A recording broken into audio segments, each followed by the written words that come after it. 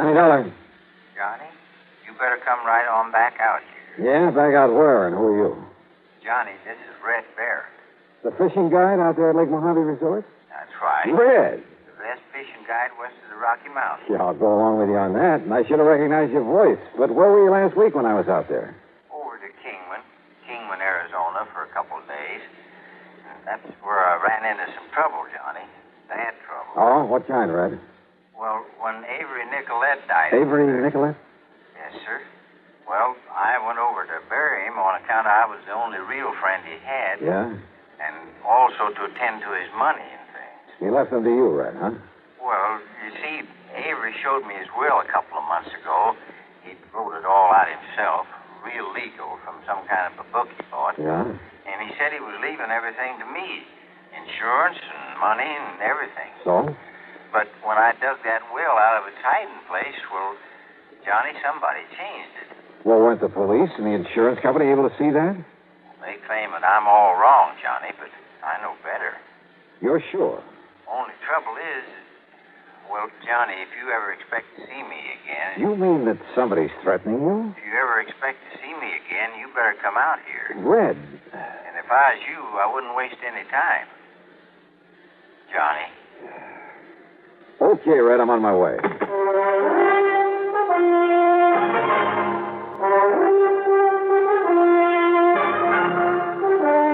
CBS Radio brings you Bob Bailey in the exciting adventures of the man with the action-packed expense account. America's fabulous freelance insurance investigator. Yours truly, Johnny Dollar.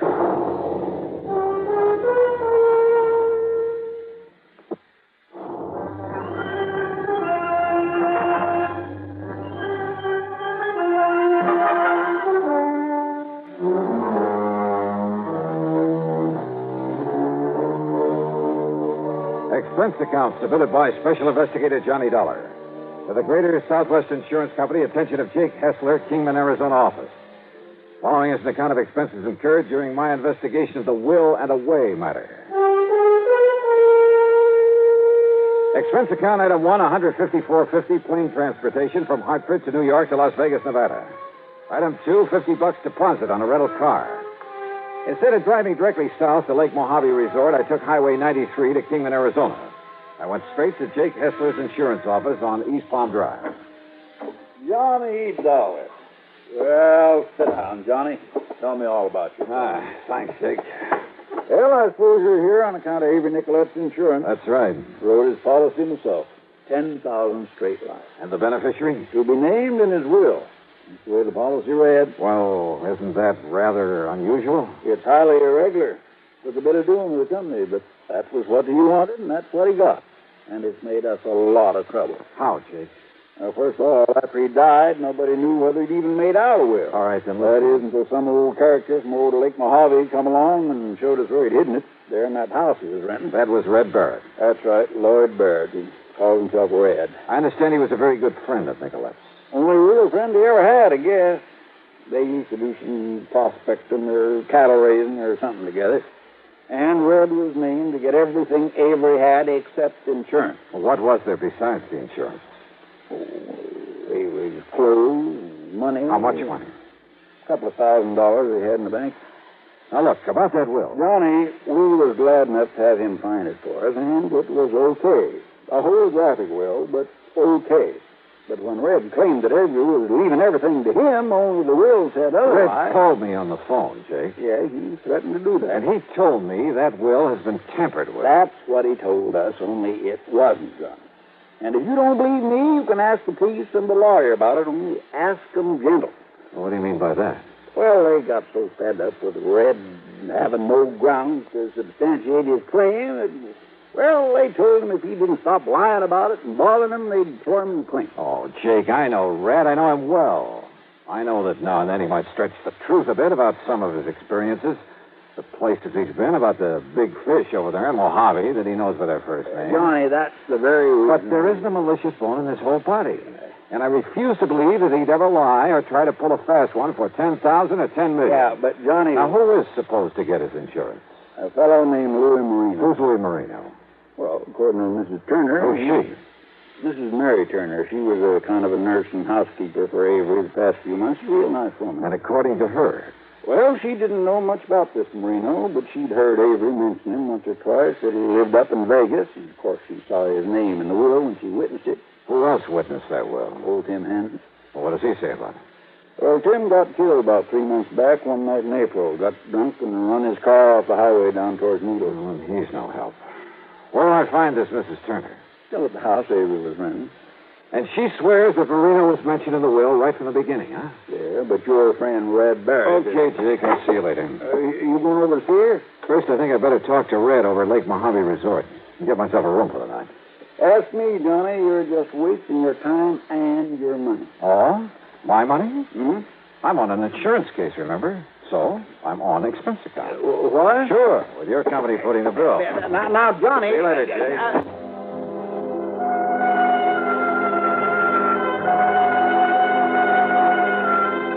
It was after dark when I reached the Lake Mojave Resort. And yeah, Red was waiting for me in his comfortable motel room. We got right down to cases. And I tell you, Johnny, that when Avery showed me that will, there was never any such a name as Louis Marino on it. And that was a couple of months ago. On his birthday, May 11th, I'd taken him a couple of nice steaks to celebrate. Yeah. Now, what was this about your being threatened? Threatened? Well, that's what you implied to me over the phone. Well, now, Wait a minute. Were you just stretching things a bit to make sure I'd come out here? Oh, now, Johnny. Yeah, I should have known it was something like that. No, sir. Oh, that is... Well, if you could have seen Marino's face when I told that lawyer, the surrogate, that somebody had meddled with Avery's will, and when I said I was going to send for you... Oh, Red, you old reprobate. You're in about as much danger. Huh? Now, who'd be out there practicing with a gun this time? And... Sit down. Douse the lights. Sure will. Johnny, that nicked my shirt. Out there practicing, huh? Those bullets were meant for you. Maybe. Or maybe you, Johnny. And the will and away matter.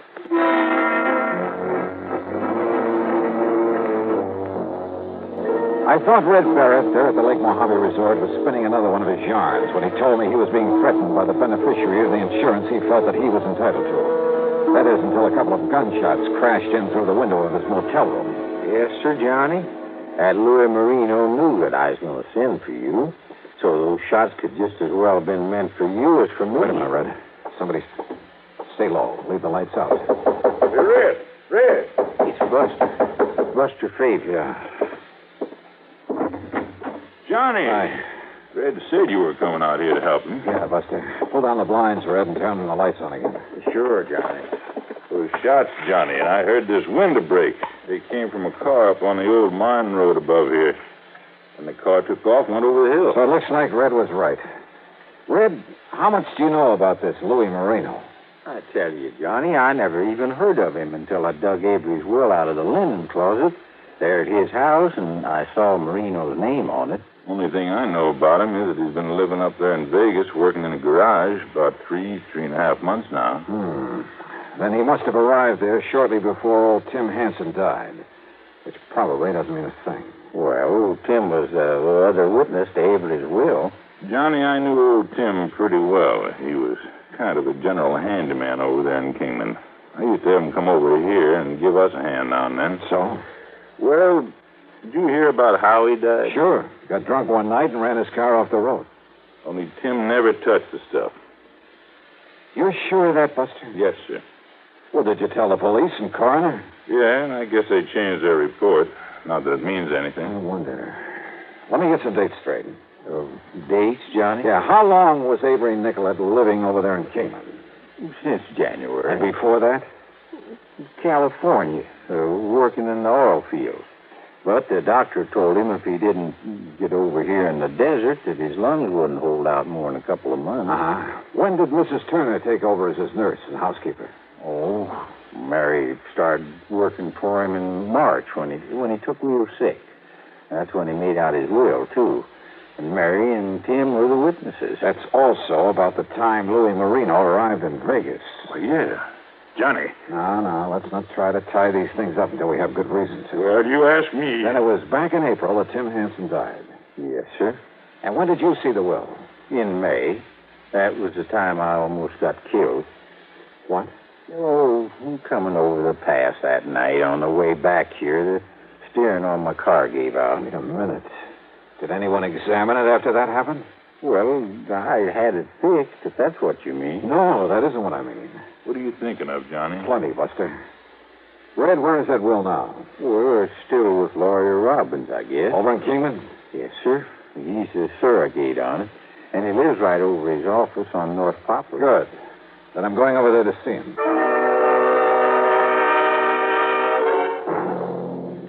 You ask me, Mr. Dollar, you're wasting your time, but, well, here you are. Last will and testament of Avery Charles Nicolette. And it's all in order. Perfectly legal. I couldn't have dictated a better letter myself. The part that Red Barrett claims was added to is... To my best and oldest friend, Lloyd Barrett, I bequeath the whole of my estate. Right here. With the exception of the proceeds from my life insurance policy, which are to go to Louis Marino of Las Vegas, Nevada. You see? It's in his same hand. Yeah, it looks to be. It is. I even had Mr. Brinkerhoff down at the bank check the handwriting. Even the police brought in a handwriting expert. Wait a minute. What? Have you got a magnifying glass, Mr. Robbins? Oh, yeah, sure. Now, right here. Thanks. Now, listen, Mr. Dollar. You listen, Mr. Robbins.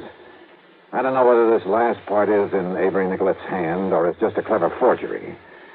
But if this has been tampered with... And I tell But I'll tell you this. I'm betting the Louis Marino was put in after the will was signed and witnessed. Oh, but in that case, the will wouldn't be... Well, what I mean is... Well, that is to say that... Instead of trying to think of something to say, Mr. Robbins, I want you to call a meeting for me. Tomorrow morning, here in your office. A meeting? Where is Marino? Oh, right here in Kingman, awaiting payment. Okay. I'll bring Red Barrett over from Lake Mojave myself, but you get hold of Marino and Mrs. Mary Turner. Well, now, Mr. Dollar... now, wait. Say 10 o'clock sharp, Mr. Robbins, okay? Now, Mr. Dollar... Okay, I'll see you then.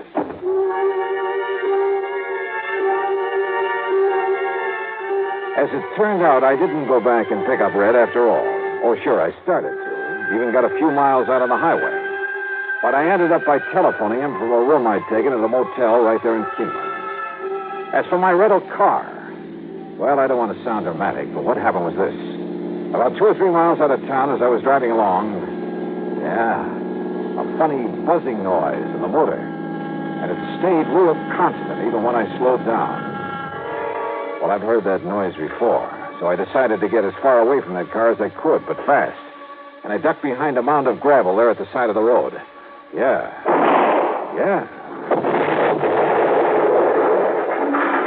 You know something? As the sordid parts and pieces came sailing down around me, I was kind of glad that I had got out of that car.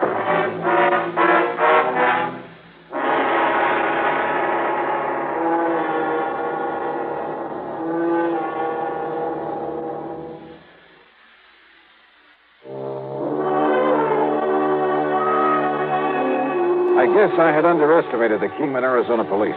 When I called them after having my car blown to bits, I learned from Sergeant Tommy Parker that they, too, had been suspicious of Avery Nicolette's will, and particularly of the main beneficiary, Louis Marino. First thing in the morning at police headquarters, Parker laid out the facts for me. Well, it was the police up in Vegas who first ran a make on him, Dollar. Why, Sergeant? Because he'd gotten thrown out of a couple of gambling joints up there when he tried to get a job. Before he worked in the garage. Yeah. And the men who run those casinos are a pretty wise bunch. Somebody recognized him as Louis the Penman from Chicago. Penman? A forger? That's right, from one of the mobs. And just for luck, I started checking on this young housekeeper of Nicolette's, Mrs. Turner. Only her maiden name was Mary Polito. Young, did you say? Late 30s. Dark hair, dark complexion, real good looking. No wonder she had herself a flock of husbands. Wait a minute. Don't tell me. Yeah, Dollar. The last was an old man named Harry Turner. Died about a year ago in a car accident. Car accident? The one before was another old man, Lawrence Fulbright. Another car accident. Same pattern. But her first husband... was Louis Marino. Right. Well, mister, you've done yourself proud. Maybe so, but unless we can somehow hold on to them. Which is to say, unless we can find something wrong with that will. And don't forget, the handwriting expert I called in said it's okay. Sergeant, maybe that expert overlooked something. Oh? Come on. It's about time for the meeting at the lawyer's office.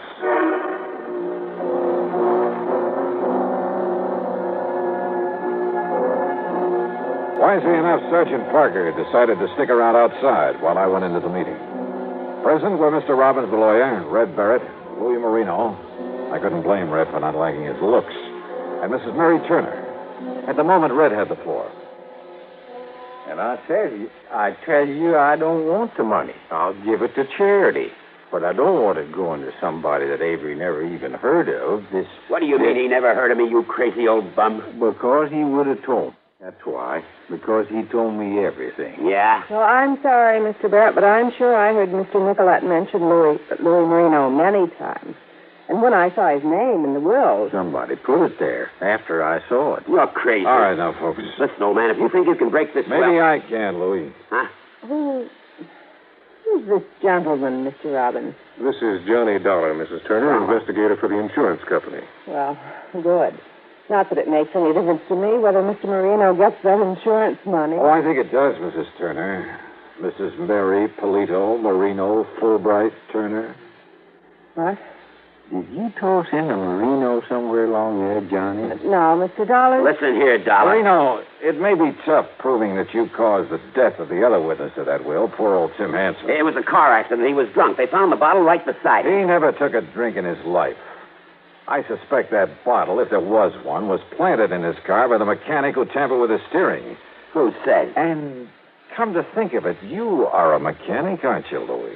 Sure I am, but that doesn't mean And it might be hard to prove you planted that bomb in my car. Now listen, That Dollar. you tampered with the steering on Red's and tried to kill him off after you realized he'd seen the original will.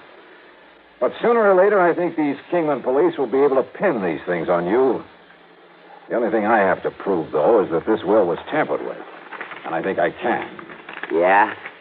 How? Well, I'm sorry, Mr. Dollar, but that will is exactly as it was in the beginning. Mrs. Turner, did you actually see it written? Mr. Hanson and I both saw him write it. Then Mr. Nicolette signed it, we signed it, and he folded it up and put it in the envelope. Oh, this paper wasn't folded before. No. It was some new stationery he just got himself. You're sure? Of course. Why do you ask a thing like that? The paper has a coating on it, like most papers of this kind. Some of that coating cracks a little bit when it's folded. It takes a magnifying glass to see it. So what? So when something's written on it after it's been folded, the ink will spread a bit over the tiny cracks made in the coating. What? Yeah. Like it has on this part. It was added later to give the insurance to Louis Marino after Mrs. Turner found the will in the linen closet. How do you know? I know. Added after the other witness died, after Red Barrett saw it. Take a look with your magnifying glass, Mr. Robbins. Yes, I certainly shall. So, Louis, despite your excellent copy of Avery Nicolette's handwriting, by writing yourself in over the fold in that paper, you pulled up boo-boo. You're right, Mr. Dollar. Absolutely right. Well, Mary, Louis? All right, Dollar. You see this gun? Yeah. Louis pulled a gun and started to make even more of a fool of himself. But then Sergeant Parker quietly walked in and took over. And you know something? I think that given time with Mary and Louis in the clink for this forgery, he'll probably pin those other things I mentioned on him. He's a good man. Expense account total, including the blown-up rental car, $3,280. Yours truly, Johnny Dollar.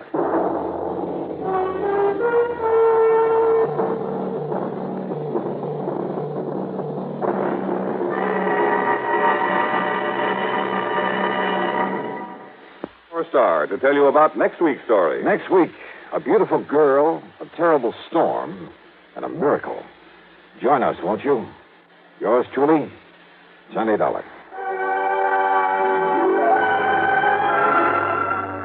Yours truly, Johnny Dollar, starring Bob Bailey, originates in Hollywood and is written, produced, and directed by Jack Johnstone.